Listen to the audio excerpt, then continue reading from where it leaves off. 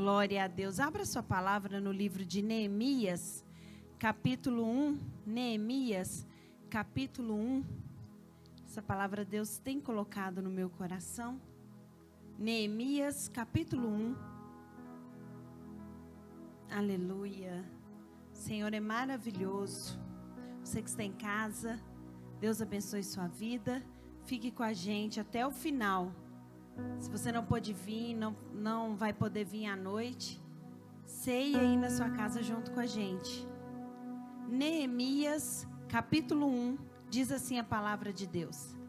Estas são as memórias de Neemias, filho de Acalias, no mês de Quisleu, no 20º ano do reinado do rei Artaxerxes. Eu estava na fortaleza de Suzã. Anani, um de meus irmãos, veio me visitar com alguns homens que haviam chegado de Judá. Perguntei-lhes a respeito dos judeus que haviam regressado do cativeiro e da situação em Jerusalém. E eles responderam: as coisas não vão bem para os que regressaram à província de Judá. Eles estão passando por dificuldades e humilhações. O muro de Jerusalém foi derrubado e suas portas foram destruídas pelo fogo. Quando ouvi isso, sentei-me e chorei durante alguns dias, lamentei, jejuei e orei ao Deus dos céus. Fica a sua Bíblia aberta que nós vamos caminhar nessa palavra aí, amém? Pai, tua palavra foi lida, Senhor, que teu Espírito Santo possa operar, Deus, em o nome poderoso do Senhor Jesus. Amém. O título dessa mensagem é Restaurando as Ruínas. Neste momento aqui da história, o povo de Israel estava cativo e Jerusalém estava em ruínas. Os muros aqui estavam destruídos e as portas de Jerusalém estavam queimadas. E Neemias era o copeiro do rei. Ele era o copeiro do rei. Lá no capítulo 2 a gente vê isso, que ele era o copeiro e ele servia diante do rei. E o irmão dele, Anani, irmão de sangue, um dos meus irmãos, vem me dar notícia que aqueles que estavam em Jerusalém estavam em estado de humilhação, estavam sofrendo, estavam em dificuldades. E logo ele senta e chora. E quantas vezes na nossa vida nós recebemos notícias ou de pessoas que amamos, ou de áreas da nossa vida, ou de situação que apontam para as ruínas.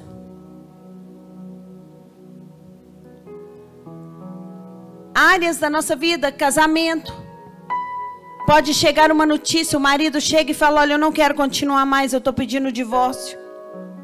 Ou a esposa pede o divórcio, ou uma notícia da morte de alguém, ou a notícia de uma situação difícil. Naquele momento, Neemias, ele fala que quando ele ouviu aquilo, ele sentou e chorou. Porque é isso mesmo que acontece, é assim que nós devemos reagir muitas vezes às notícias de ruínas. As notícias, pastora, mas a minha vida não está em ruínas, mas a gente conhece pessoas. O coração de um restaurador, quando Deus levanta uma pessoa para restaurar a vida de alguém, para restaurar a situação de alguém. Você pode não estar em ruínas, mas você pode conhecer alguém que está precisando do seu chamado, do seu levantar para resolver a situação daquela vida. É uma pessoa na ruína do vício, é uma pessoa na ruína da depressão, da solidão, mas nós somos chamados como restauradores de ruínas. Nós temos palavras de vida para entregar para essas pessoas. Nós somos pessoas, sendo na nossa vida ou na vida alheia. A nós foi dada a palavra de vida eterna. Aquele homem, ele senta e chora, porque é assim mesmo. Jesus fala: bem-aventurado aqueles que choram com os que choram. Bem-aventurado é você que tem misericórdia da vida do outro. Eu sentei-me e chorei. E quando é com a gente, muitas vezes a gente quer bancar forte. Eu sou forte. A perca de uma situação, a vida financeira em ruínas. Aí a gente, não, mas eu sou forte. Eu sou forte. Não, senta e chora. Viva o luto daquela situação. Seja uma morte física, seja a morte de um relacionamento, seja a quebra de uma empresa, seja a situação, um filho nas drogas. Senta e chora, porque nós não podemos negligenciar esse momento de sofrimento. Nós precisamos viver esse luto, porque senão lá na frente ele se manifesta como uma depressão, ele se manifesta como uma angústia, como uma revolta, como uma amargura. Ele chora. E assim, depois de alguns dias de lamentação, depois de passar, ele faz alguma coisa que todos nós devemos fazer quando o Espírito de Deus aponta uma área que está em ruína na nossa vida. Hanani significa gracioso. Queridos, eu não sei qual área da sua vida ainda não está fluindo em abundância. Mas se ela ainda está quebrada, é ruína. É ruína. E não se constrói em cima de ruínas. Primeiro é preciso retirar as ruínas, corrigir aquilo. Talvez sua vida sentimental lá atrás quebrou e hoje você fala: pastor, eu nem quero falar nesse assunto. Mas será que não é tempo de você jejuar e orar para isso? Será que não é tempo de você ter um despertamento como Neemias teve? Queridos, Neemias estava dentro de um palácio. Mesmo cativo, ele era o copeiro do rei, era um cargo de confiança. O rei confiava nele. Põe para mim, por favor, no capítulo 2. Ele estava diante do rei, servindo vinho. É um cargo de confiança, porque naquela época os reis eram envenenados.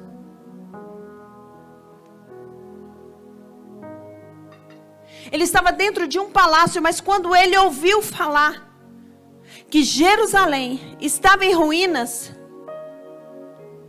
ele despertou o chamado da restauração na vida dele. Sabe, queridos, você pode até estar num lugar confortável. Pode até estar bom aonde você está.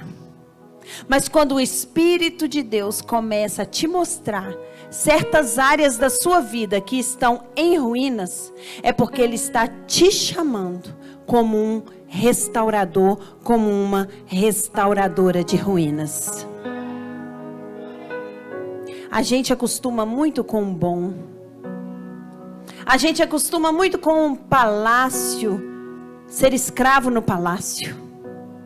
A gente acostuma muito com esse conforto, mas será que realmente estamos numa área de conforto? Será que realmente estamos vivendo aquilo que a gente sonhou, a plenitude que Deus nos prometeu? Chore sim pelas suas ruínas, mas agora jejue, ore e haja. Acho que você não entendeu. O fato é que restaurar dá trabalho. O fato é que mexer em ruínas dá trabalho. É chegar em lugares que muitas vezes nós não queremos voltar nestes lugares. Aqui tá bom. Mas o Senhor, Ele tem uma promessa para a sua vida e Ele precisa que essa área seja consertada para que Ele possa avançar, para que você possa avançar nas promessas de Deus.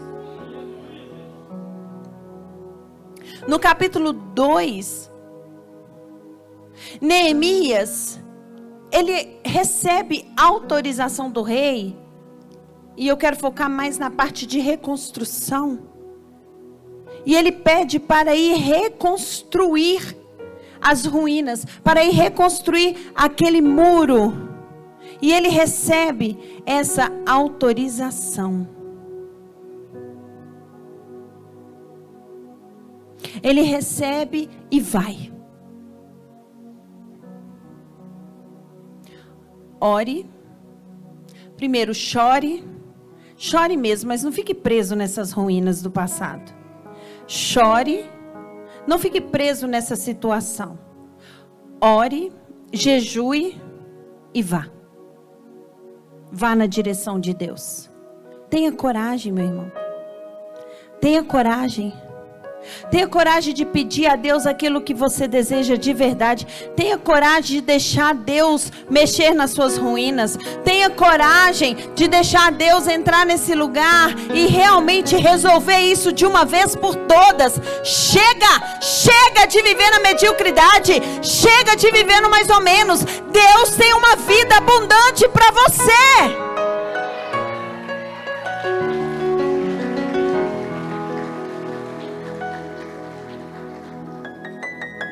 Ele vai no capítulo 2, no versículo 11. Ele diz assim: assim cheguei a Jerusalém 3 dias depois.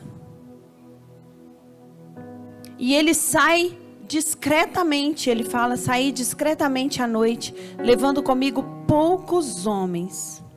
Não havia contado nada a ninguém. Aqui é uma chave para a gente, sabe? Uma chave espiritual.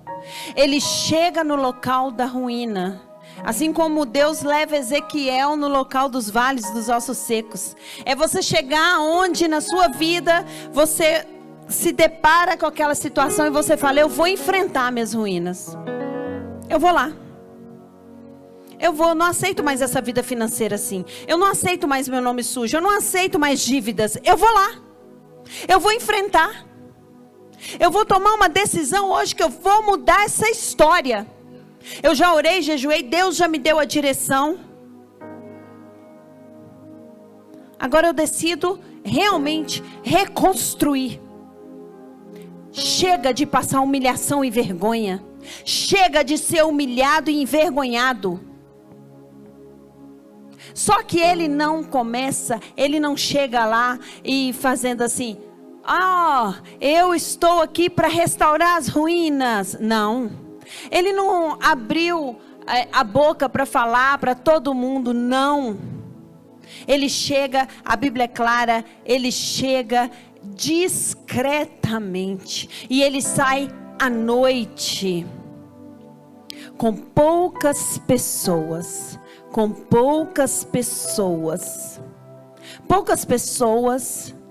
Pouquíssimas pessoas, quase não dá 2 dedos na mão, são aquelas que você vai poder compartilhar os seus projetos de restauração. A maioria das pessoas vai dizer para você: deixa isso de lado, parte para outra, tá bom assim. Então Neemias ele tem um segredo espiritual, o secreto com Deus. Tem coisas na nossa vida que tem que ser realizada no secreto com Deus, no secreto com Deus. Mesmo aqueles poucos homens que foram com ele não sabia de nada.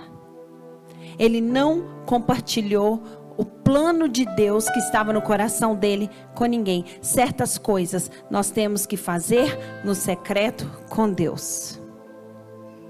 Às vezes nem para o marido, às vezes nem para a esposa, dependendo do tema. Não que o marido e a esposa tenha que ter segredo, mas certas coisas é só entre você e Deus. Ele vai e ele fala: eu não contei para ninguém os planos para Jerusalém que Deus tinha colocado em meu coração. Queridos, restaure no secreto. aprenda a ficar calado. Às vezes, o nosso problema está bem debaixo do nosso nariz. A boca. Às vezes ela fala demais. Depois que escureceu, ele saiu pelas portas. Então o que ele foi fazer, gente? Ele foi fazer um levantamento das ruínas. Ele foi ver o que ele precisava fazer. Ele foi fazer um planejamento. Ele foi olhar, ele foi receber direção de Deus, olhando para aquele lugar destruído. Agora ele estava olhando como quem está de fora da situação. Porque às vezes quem está de fora vê melhor que a gente. Às vezes quando a gente se coloca em terceira pessoa, Dani, a gente consegue ter uma visão melhor do problema. Porque quando a gente às vezes está dentro, a emoção não deixa. Então, na maioria das vezes, nós devemos sair para fora e analisar como se fosse uma terceira pessoa. E ele sonda aquelas ruínas. E ele observa as portas, a humilhação. E ele fala assim: bom, então eu vou precisar resolver isso aqui, resolver aquilo ali. Eu vou precisar tirar essas pedras queimadas aqui. Eu vou precisar consertar essas portas. Vocês estão conseguindo entender? Sabe quando Deus leva a gente para encarar um problema? Sabe quando você pega a caneta e o papel e um caderno e fala: eu vou começar por aqui? Eu estou devendo X e eu vou ter que começar por aqui? Eu vou ter que aumentar, fazer mais horas de trabalho, eu vou ter que arrumar uma renda extra, mas até o fim do ano essas ruínas serão reconstruídas? Vocês estão entendendo? Falta pouco para fechar o ano. Será que não é tempo da gente dar uma visitadinha naquele lugar que está caído na nossa vida? Será que não é tempo de reagir e sair desse lugar de, entre aspas, zona de conforto? Porque não acho que é zona de conforto. Eu não encontrei a minha até hoje. Mas eu vi uma frase, né? E eu falo isso. É difícil ficar assim e é difícil restaurar. Escolha o seu difícil. Faça aquilo que é difícil, porém que vai trazer um resultado que vai te alegrar. Que vai trazer um resultado que vai fazer você se sentir feliz. Então, nesse momento, ele avalia as ruínas e toma uma decisão.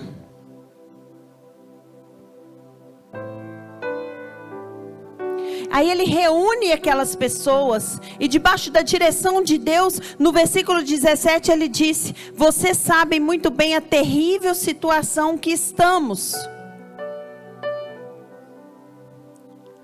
Jerusalém está em ruínas, suas portas foram destruídas. Venham, vamos reconstruir o muro de Jerusalém e acabar com essa vergonha. Meu Deus, olha a unção dessa palavra. Venham, vamos reconstruir o muro de Jerusalém e acabar com essa vergonha.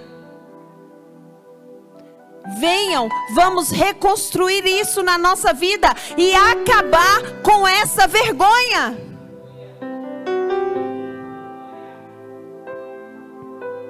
Então ele conta como a mão de Deus estava com ele. E as pessoas, sim, vamos reconstruir o muro. Queridos, lugares de vergonha na nossa vida são lugares que vão resplandecer a glória de Deus. Hoje é manhã de ceia, e o maior lugar de vergonha na vida de Jesus foi a cruz. O maior lugar de vergonha na vida de Jesus foi a cruz. Ele começou no Getsemane a sua vergonha, a beber do cálice. Então ele teve a fase do Getsemane na vida dele. Isso é uma outra pregação, um outro estudo, mas onde ele liberou ali o seu sangue. Getsemane, Jardim das Oliveiras, não era um jardim. Na verdade, ali é o lugar da prensa da azeitona. Ali era um lugar, para os judeus, jardim. Não era um jardim, era um lugar de, tipo um pomar, de produção. Então ali colhiam-se as azeitonas e descia para a prensa da azeitona. E a primeira retirada do azeite, o primeiro azeite a ser retirado, o azeite mais puro, eles ensacavam aquelas azeitonas e colocavam o peso de um saco em cima do outro. E ali a pressão externa, a pressão do peso de várias azeitonas ia apertando a primeira saca, a segunda saca, e ali saía o melhor azeite, o azeite que era usado no templo, no tabernáculo, o azeite puro. Por que Jesus foi para a prensa da azeitona um dia antes de ser crucificado? Queridos, sobre ele estava o peso de todas as nossas vidas. Ele é a primeira saca de azeite. Ele é a primeira saca de azeitona. E o peso dos nossos pecados todo prensou ele ao ponto dele suar sangue. Ele foi prensado naquele lugar, ao ponto da pele dele transpirar e cair o primeiro azeite, que é o azeite da salvação. Mas a azeitona não para por aí, ela é amassagada, ela vai para uma prensa e ali sai o segundo azeite que era usado para passar nas feridas. Massaga.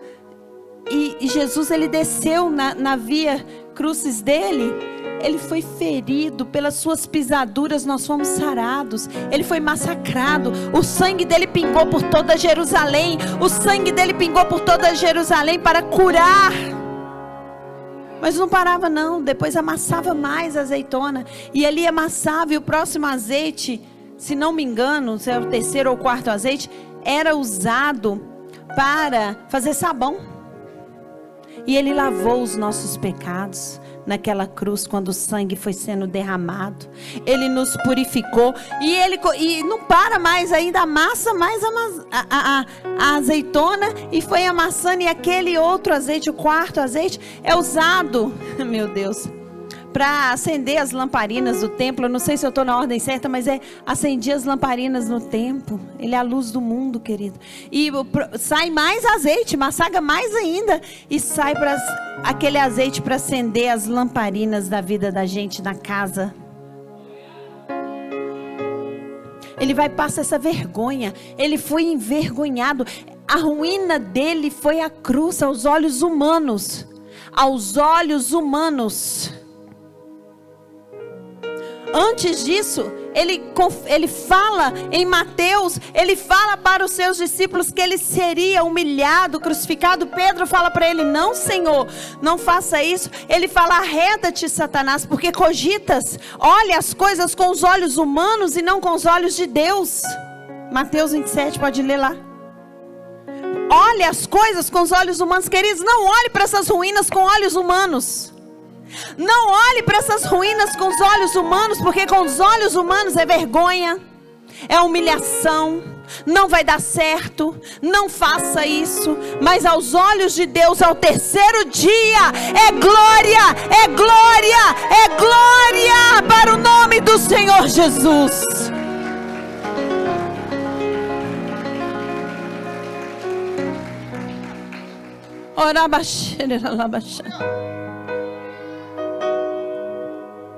Queridos, esse lugar de vergonha na sua vida vai ser o lugar da glória de Deus resplandecer. Que Ele, para todo mundo, pode preparar a ceia, por favor. Para todo mundo, aquele lugar era o lugar de vergonha de Jesus. Mas eles não sabiam que ali é o lugar de maior glória, a maior glória de Deus manifestada.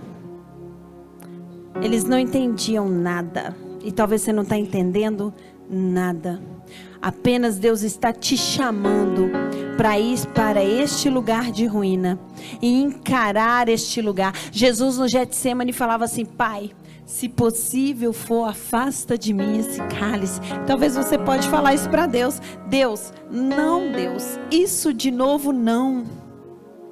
Eu não quero isso de novo. E Deus está dizendo: encara, restaura, porque eu tenho honra e glória para você neste lugar. Eu tenho honra para te dar, e eu estou falando aqui agora, eu sei quando Deus está me usando. Eu estou falando aqui, tem lugares na sua vida que você já enterrou, você já considera uma ruína, mas Deus está dizendo: você vai voltar, vai orar por isso, vai jejuar por isso, porque é neste lugar que eu vou te honrar. Eu tenho honra para você neste lugar. Oh, meu Deus, meu Deus, minha vida financeira ruína, ora por ela, jejua por ela, busque por ela, porque eu vou te honrar. Meu ministério está em ruínas, ore por ele, jejue por ele, vá lá, lute por ele, porque eu vou te honrar. Eu tenho honra para você neste lugar. O poder de Deus se aperfeiçoa na nossa fraqueza, queridos. É no lugar que não somos que Deus é. É no lugar que não fazemos que Deus faz. É no lugar que não alcançamos que Deus alcança. É aonde somos incapazes, improváveis, que Deus é o grande eu sou. É aonde Ele fala para você assim: aqui eu faço, você apenas ora e jejua, busque. Com certeza Deus quer te honrar. Com certeza Deus quer nos honrar em áreas que nós já abandonamos. Ah, meu Deus, eu sei que Deus está falando aqui. Eu sei que vai ter muita restauração. Dá trabalho restaurar? Dá trabalho. Mas vai valer a pena. Vai valer a pena. Eu hei de ver o seu testemunho aqui nesse altar. Aleluia.